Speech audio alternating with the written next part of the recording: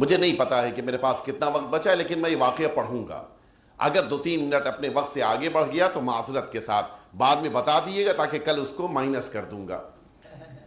ایک دفعہ مل جل کے صلوات بھیج دیں آپ حضرات.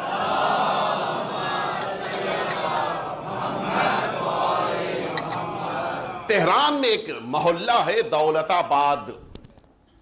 شاید آپ لوگوں نے کبھی نام سنا ہو. بڑے شہروں کے محلے بھی بڑے ہوتے ہیں. دولت آباد کافی بڑا ایریا ہے.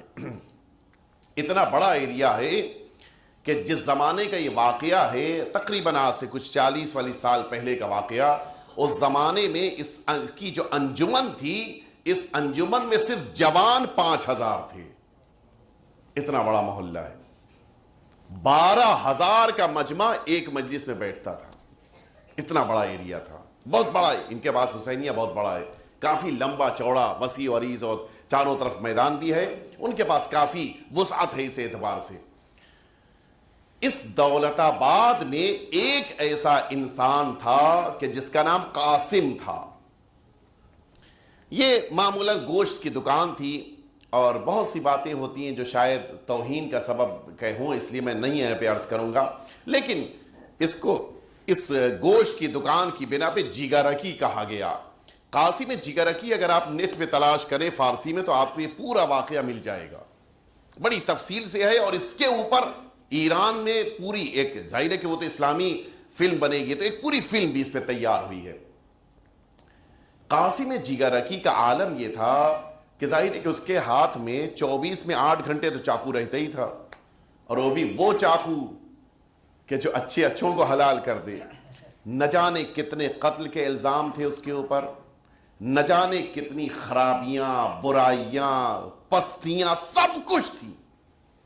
حتیٰ اس کا عالم یہ تھا کہ محلے میں کہیں کوئی برا کام ہو قاسم کا نام ضرور آتا تھا. لیکن دیکھیں انسان کتنا بھی پست ہو جائے، کوئی نہ کوئی اچھائی اس میں اللہ ضرور قرار دیتا ہے. اور کب وہ اچھائی اوپر آ جائے اور برائی اس دب جائے نہیں کہا جا سکتا. اسی بنا پر کسی کو اتنا برا نہیں سمجھنا چاہیے، بالخصوص اگر اہل بیت اطہار کا ماننے والا ہے. کبھی بھی ہدایت ہو سکتی ہے. لہٰذا نہ دشمنیاں اتنی زیادہ کیجئے کہ کسی موقع کے اوپر آپ کو شرمندگی ہو. قاسم کے بارے میں ملتا ہے کہ بڑی برائیاں، بڑی خرابیاں، لیکن نہ جانے اس کے اندر کیا جذبہ تھا. ادھر 29 ذی الحج آئی، محرم سے ایک دن پہلے جاتا تھا، نہاتا دھوتا تھا، کپڑے بدلتا تھا، صاف پاک لباس پہنتا تھا، مسجد میں آتا تھا، اور آ کر نماز پڑھ کے اللہ سے کہتا تھا کہ خدا را اب میں توبہ کرتا ہوں، 12 دن کوئی گناہ نہیں کروں گا، اس لیے کہ اب یہ حسین کی تاریخیں آ گئی ہیں. نہ جانے کیا جذبہ تھا، اور اسی چیز نے نجات دلائی. کہتے ہیں کہ اس کا عالم یہ تھا، ظاہر ہے مضبوط بدن تھا، کافی باڈی بلڈر ٹائپ سے.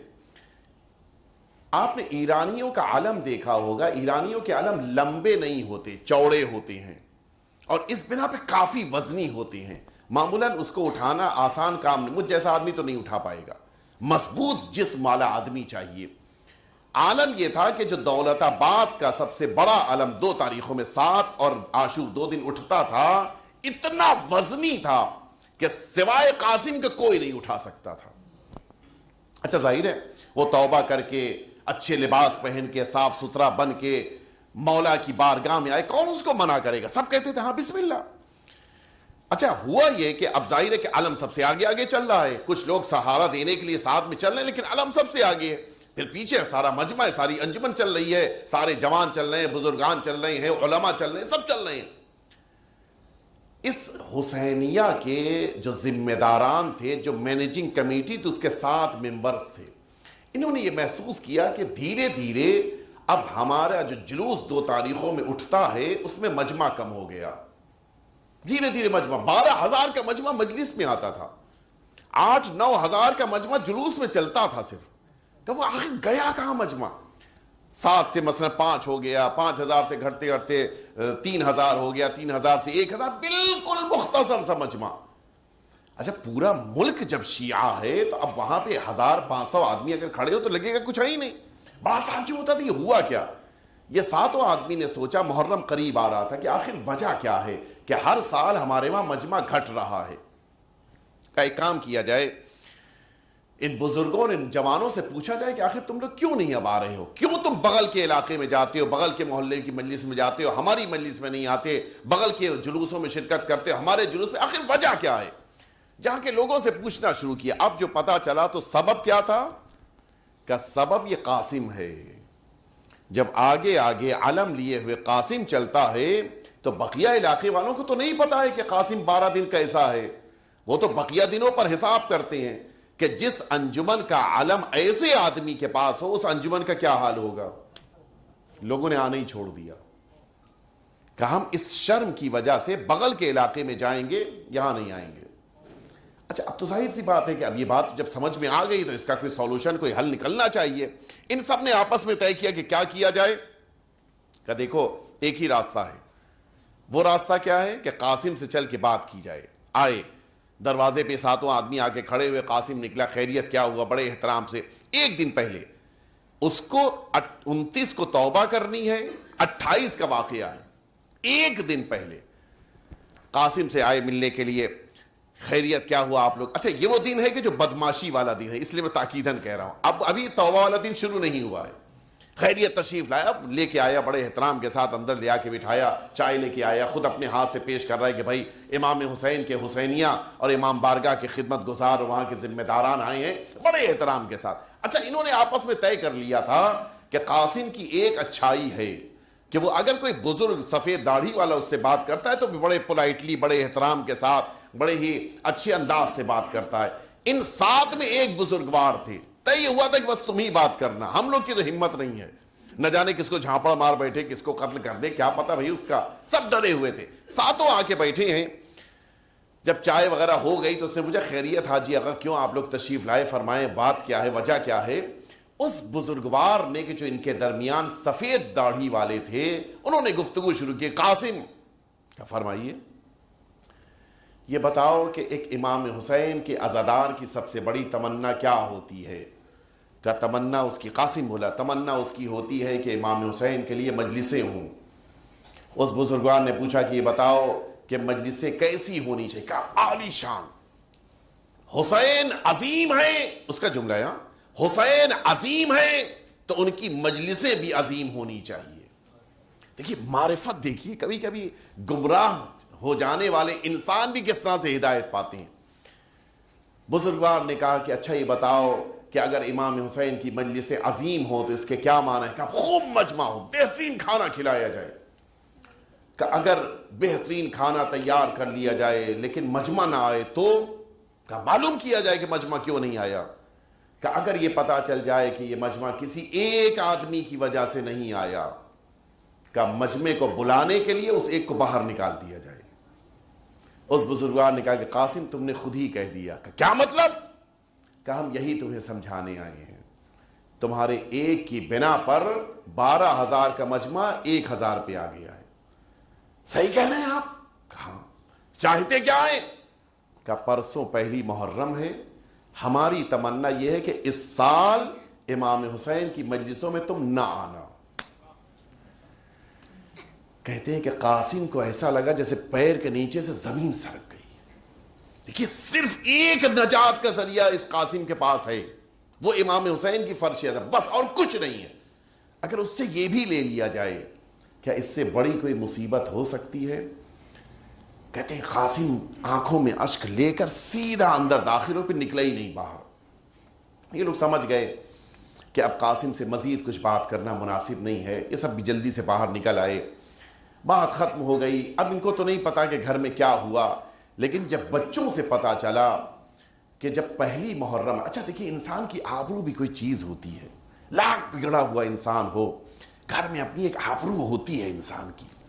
کچھ نہیں کہا اس نے، نہ اپنی زوجہ سے کچھ کہا، نہ اپنے بچوں سے کچھ بھی نہیں بتایا کہ اس سال حسین نے اپنے حسینیہ سے ہمیں نکال دیا ہے۔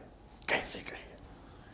پہلی محرم کی شام آئی، بچے تیار ہوئے، زوجہ تیار ہوئی کہ چلیں، نقاب وغیرہ پہن کے۔ کہا قاسم چلو گے؟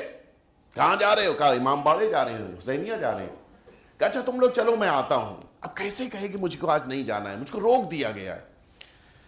کہتے ہیں کہ یہ سب جب نکل گئے بچے اور بیوی کہ میں ہم آتے ہیں، تم لوگ آگے چلو۔ یہ لوگ نکل گئے. اس نے اندر سے دروازہ بند کیا. اس کے بعد اوپر آیا, اپنے بچوں کے کپڑے جو سیاہ تھے, جو رہ گئے تھے, اپنے سیاہ کپڑے, سارے گھر میں جتنے کالے کپڑے تھے سارے کالے کپڑے جمع کیے. اور معمولاً ایرانی اپنے گھر میں بیسمنٹ بناتے ہیں تاکہ اس زمانے میں ٹھنڈک کا اتنا انتظام نہیں, تو نیچے جا کے گرمی کے زمانے میں بیٹھ سکیں, اور کافی اس کو ڈیکوریٹ کر کے اچھے انداز سے رکھتے ہیں. آیا, یہ سارے کالے کپڑے لے کے نیچے آیا, خود بھی کالا کپڑا پہنا, نیچے آیا, اندر سے اس نے لاک کیا, اور پورے اس نیچے کے حصے میں اس نے چاروں طرف وہ کالے کپڑے آویزاں کی. جیسے آپ نے بھی اپنی امام بارگاہ سجانے کے لیے کالے کپڑے ایرانی ضرور لگاتے ہیں, اس نے گویا اپنے گھر میں امام باڑہ بنایا. اور اب جتنے مصرے, جتنے شعر, جتنے نوحے, جو کچھ بھی یاد تھا امام حسین کے لیے سب پڑھ پڑھ کے روتا جا رہا ہے, اور بس یہی کہتا تھا بار بار کہ امام حسین, ان لوگوں نے اپنی امام بارگاہ سے نکال دیا, لیکن میں آپ کو اپنے گھر میں لے آیا, اب یہاں سے تو کوئی مجھے نہیں نکالے گا.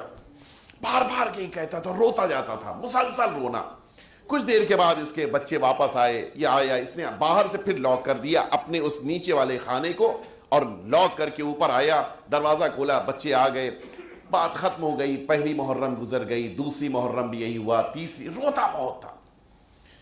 عجیب, اس کے دل میں دیکھیے دل سخت تھا, لیکن امام حسین کا غم اتنا زیادہ عظیم ہے کہ سخت دل والی آنکھیں بھی رونے لگتی ہیں. بہت روتا تھا. 5 محرم آئی, 7 محرم کو علم نکلنا ہے. اچھا, مجمع بڑھنے لگا, پتہ چل گیا کہ قاسم نہیں آ رہا ہے, سارے لوگ آنے لگ گئے. اب مجمع بڑھ گیا تو ظاہر ہے کہ ان 5-7 کے لیے کہ جو مینیجنگ کمیٹی میں, ان کے بڑی خوشی کی بات ہے کہ قاسم نہیں آیا, مجمع آ گیا ہے. کہتی 5 محرم جب آئی تو ان 7 میں سے ایک بڑا روتا ہوا دوسرے کے دروازے پہ آیا, دروازہ کھٹکھٹایا. جب دروازہ اس نے کھولا, یہ باہر نکلا, کہا تم رو رہے ہو؟ کہیں بتاؤ تم بھی تو رو رہے ہو. کہ رات میں ہم نے حسین کو خواب میں دیکھا ہے. کہ واقعہ بتاؤ؟ کہ نہیں, صرف تمہیں نہیں بتائیں گے, چلو بقیہ جتنے ممبرز ہیں سب کے پاس چلو, سب مل کے بیٹھیں گے تب میں واقعہ بتاؤں گا. یہ 7 ایک ساتھ جب جمع ہوئے, ایک نے دوسرے سے, دوسرے نے تیسرے, معلوم سب نے وہی خواب دیکھا ہے. رات میں حسین آئے, آنے کے بعد کہتے ہیں کہ تمہیں کس نے حق دیا, تم میری امام بارگاہ سے تم نے قاسم کو نکالا, جاؤ اس سے معذرت طلب کرو اور اسے واپس لے کے آؤ. مجھے وہ دل چاہیے کہ جو قاسم کے سینے میں دھڑک رہا ہے. 7 نے طے کیا کہ چلیں قاسم کے گھر چلیں, قاسم سے معذرت طلب کریں, قاسم سے کہیں کہ آج سے تم ہمارے حسینیہ میں آؤ, ہم تم سے معافی مانگتے ہیں, اب تم پر کوئی پابندی نہیں ہے. سنیں گے آپ, جس موقع کے اوپر قاسم کے گھر پہنچے, دروازہ کھلا ہوا تھا, پھر بھی ان سب نے جب دروازہ کھٹکھٹایا, بیٹا دوڑتا ہوا آیا. کہا آپ لوگ آئے خیریت؟ کہا تمہارے بابا سے ملنے کے لیے آئے ہیں. کہا جلدی چلیے, اگر چاہتے ہیں کہ بابا کو زندگی ملے تو جلدی آئیے. کیا ہوا؟ کہا وہ بیسمنٹ میں میرے بابا گئے ہیں, دیوار پہ سر اتنا پٹخا ہے کہ سر پھٹ گیا ہے. آئے, یہ ساروں 7 آئے. قاسم خیریت کیا ہو گیا؟ قاسم سنیں گے آپ کیا جواب دیتا ہے. کہتا ہے قاسم رات میں حسین میرے خواب میں آئے تھے اور جملہ مجھ سے کہتے جاتے تھے, قاسم کیوں دل چھوٹا کرتے ہو, میں تم سے معذرت کر رہا ہوں, میں تم سے معذرت طلب کر رہا ہوں ان لوگوں کی طرف سے, اب تمہیں کوئی روکے گا نہیں, تم میری امام بارگاہ میں آؤ, تم میرے حسینیہ میں آؤ, تم آؤ اور آ کر مجلس کرو, تم ہی علم اٹھانا, قاسم کیوں پریشان ہوتے ہو, میں تمہارے ساتھ ہوں. یہ کہتے کہتے قاسم کہتا ہے کہ یک بار کی حسین نے مجھے دیکھا, اور دیکھنے کے بعد میرے آقا کہتے ہیں کہ قاسم کیا یہ بات مناسب ہے کہ تم میرے عباس کا علم اٹھاؤ اور انہی ہاتھوں سے گناہ کرو, تم میری آنکھوں کے ذریعے سے حسین کے اوپر آنسو بہاؤ, اسی کے ذریعے سے گناہ کرو, کیا یہ مناسب ہے کہ جن پیروں سے تم امام بارگاہ آؤ انہی پیروں سے تم گناہ کی طرف جاؤ. قاسم کیا یہ مناسب ہے کہ جس سینے میں حسین کی محبت ہے اس سینے میں غیر کی محبت پائی جاتی ہو. قاسم میں تم کو اپنے حسینیہ میں بلا رہا ہوں, لیکن خود کو تمہیں بدلنا ہوگا, خود کو تمہیں تبدیل کرنا ہوگا. قاسم کہتا ہے آقا مجھے معاف کر دیجئے, اب اب میں ایسے گناہ نہیں کروں گا آقا، اب ایسی کوئی تقصیر مجھ سے نہیں صادر ہوگی۔ ہاں قاسم نے خود معذرت طلب کر لی، آقا نے معاف کر دیا۔ کہتا ہے کہ میں سر دیوار پہ اسی لیے پٹک رہا ہوں کہ مجھ جیسا انسان کے جو سب سے پس ہے اس سے ملنے کے لیے حسین آئے، اس سے ملاقات کے لیے آقا حسین آئے۔ سنو گے عزادارو، محرم کی 5 تاریخ ہے، رات میں قاسم کو لایا گیا، سر پہ پٹی بندھی ہوئی ہے، سارا مجمع احترام کر رہا ہے اس لیے کہ حسین کی بارگاہ میں اس نے توبہ کیا ہے۔ 7 محرم کو علم اٹھایا، لیکن ایک جملہ کہتا جا رہا تھا، حسین جب آپ نے اپنا بنا لیا ہے تو پھر مجھے اسی دن موت دے دیجئے گا جس دن آپ کو شہادت ملی ہے۔ یہی دعا کر رہا تھا۔ عاشور کا دن آیا، صبح عاشور اس کے اوپر غشی طاری ہوئی، کچھ ہی لمحات کے بعد دنیا سے رخصت ہو گیا۔ کہتے ہیں جب اس کا جنازہ اٹھا، وہ عصر عاشور کا وقت تھا کہ جب حسین کا جلوس بھی نکل رہا تھا، پیچھے پیچھے قاسم کا جنازہ گزر رہا تھا، پورا دولت آباد جمع تھا، ہر ایک ہاتھوں میں پھول لیے ہوئے قاسم کی لاش کے اوپر ڈال رہا تھا۔ کہا یہ جا رہا تھا یہ حسین کا عزادار ہے، یہ حسین کا عاشق ہے، یہ حسین کا جانثار ہے۔ مجھے ایک جملہ کہنے دیجئے، حسین کا عاشق اگر عصر عاشور کے ہنگام میں اس کا جنازہ اٹھے تو چاہنے والے پھول برساتے ہیں۔ ارے ہائے کربلا، عصر عاشور کے ہنگام میں جب زہرا کا لاڈلا پشت ذوالجلال پہ ڈگمگا رہا تھا، کوئی تلوار مار رہا تھا، کوئی نیزہ چبو رہا تھا، کوئی تیر برسا رہا تھا، ارے جس کے پاس کچھ نہ تھا وہ چولیوں میں پتھر لیے ہوئے آقا کے اوپر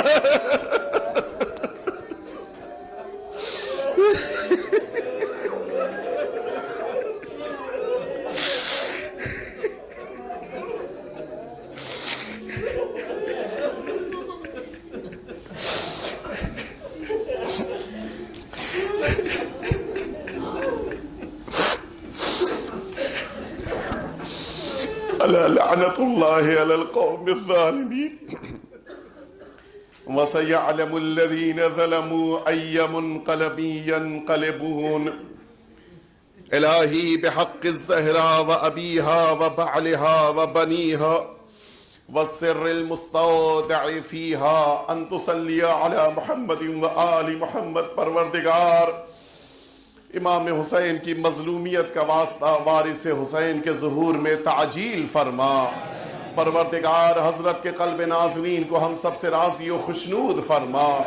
پروردگار امام حسین کی خدمت کرنے والے، فرش عزا بچھانے والے، گریہ کرنے والے، امام حسین کا ذکر کرنے والے، نوحہ پڑھنے والے، ماتم کرنے والے، ان تمام عزاداروں کی توفیقات میں اضافہ فرما۔ پروردگار جن کے دلوں میں امام حسین کی زیارت کا شوق ہے ان کو یہ سعادت نصیب فرما۔ پروردگار ہم سب سے ہماری زیارتوں کو قبول فرما۔ پروردگار اس دنیا میں امام حسین کی زیارت اور میدان محشر میں شفاعت نصیب فرما۔ خدا را جنت البقیع کو آباد فرما۔ اس مقدس بارگاہ کو ویران کرنے والی قوم پہ اپنا شدید عذاب نازل فرما۔ پروردگار جو مؤمنین بیمار ہیں جنہوں نے دعاؤں کے لیے کہا ہے ان سب کو شفائے کامل و عاجل عطا فرما۔ پروردگار جو مؤمنین حاجتیں لے کے فرش عزا پہ آئے ہیں ان کی حاجتوں کو قبول فرما۔ پروردگار اگر ہمارے والدین با حیات ہو تو خدمت کی توفیق عطا فرما، اگر اس دنیا سے اٹھ گئے ہوں تو اہل بیت اطہار کے جوار میں جگہ عطا فرما۔ ربنا تقبل منا انك انت السميع العليم